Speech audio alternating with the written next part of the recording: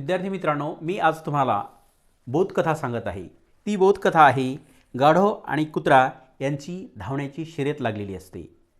तर बघा, ही गोष्ट फार वर्षापूर्वीची आहे। एका नगरामध्ये वेगवेगळ्या प्रकारचे प्राणी राहत होते आणि त्या प्राण्यामध्ये प्रत्येक वेळेस काय करायचे की प्रत्येक वेळेस आपला राजा निवडायचे।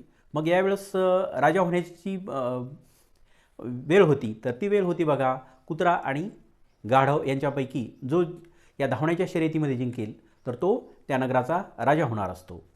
तर मग ॲक्च्युअल एक दिवस काय होतं, त्या शर्यतीला सुरुवात होते आणि सुरुवात झाल्याच्या नंतर कुत्रा जे आहे तर कुत्रा मनोमन असा खुश झालेला असतो। त्याला खूप आनंद होतो की राजा कोण होणार आहे, राजा मी होणार आहे म्हणून।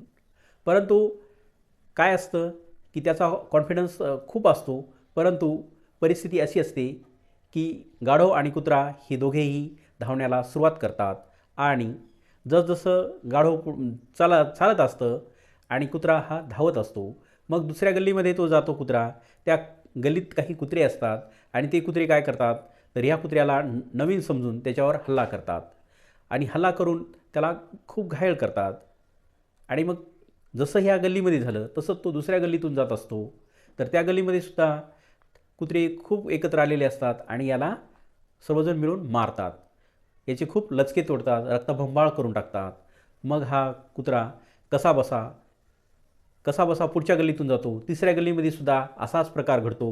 तिसऱ्या चौथ्या पाचव्या गल्लीतून जात जात जात जात कुत्र्याला प्रत्येक वेळेस म्हणजेच या कुत्र्यानीच परेशान केलेलं असतं। आणि गाढव जे असतं तर गाढव हे सरळ सरळ पुढे पुढे पुढे पुढे जात असतं आणि गाढव जे आहे तर ते त्या दरबारात जातं आणि राजदरबारामध्ये जाऊन जे सिंहासन ठेवलेलं असतं त्या सिंहासनावर जाऊन बसतं आणि ते राजा होतं। कुत्रा बिचारा घायाळ अवस्थेमध्ये त्या राजदरबारामध्ये पोहोचतो, तर त्याच्या अगोदर ते दृश्य बघतो की गाढव हे राजसिंहासनावर विराजमान झालेला आहे आणि मग तो हताश होऊन विचार करतो की मला जर कोणी विरोध केला असेल तर ते माझ्याच बिरादारीच्या उमेदवारांनी केलेलं आहे। कारण जर यांनी मला जर समजा पुढे जाऊ दिलं असतं तर मी राजा झालो असतो आणि राजा झाल्याच्या नंतर मी यांच्यासाठी चांगले काही कामं केले असते, परंतु तसं झालं नाही।